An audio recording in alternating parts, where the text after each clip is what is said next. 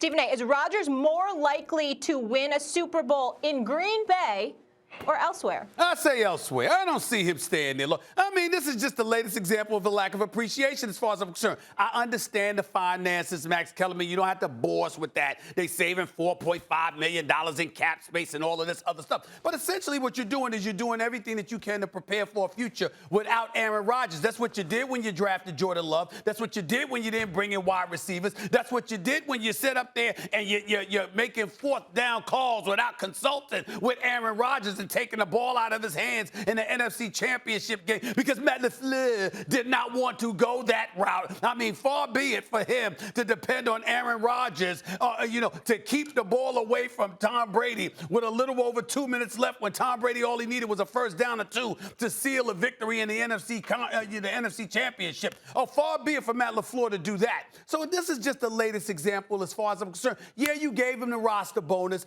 but in the same breath, what you're doing is giving indications.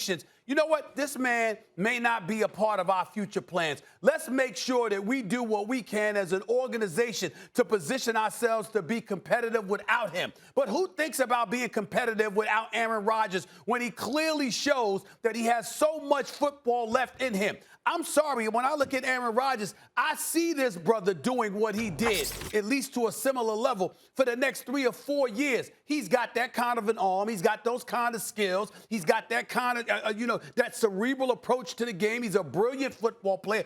He's a bad man, okay? All right? And in the end, if you are the Green Bay Packers and you're once again, you're making moves that show Aaron Rodgers is not the priority. To me, it's a mistake, it's a misstep, and it will be something that they will ultimately pay for when all is said and done.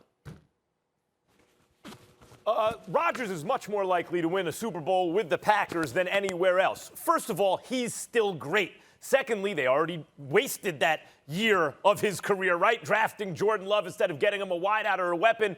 And yet, guys, quiet is kept, and not enough people are talking about this. Packers should have won the Super Bowl this year. They should have won. Like, the fact is, everyone's talking about, and I highlighted the fact that the Chiefs were missing both their starting tackles against the Bucs. Well, guess what? The Packers were missing Bakhtiari against the Bucs. So JPP had his way with the backup, right? He put in that work, and it really tipped the balance of power in that game, tipped the scales. And even then, the Packers should have won that game. Missing their starting left tackle and best offensive lineman, the Packers still should have won that game. There were 2 blunders. Rodgers blundered when he had daylight to the end zone. It would have been at worst 4th and 1 if he didn't actually punch it in.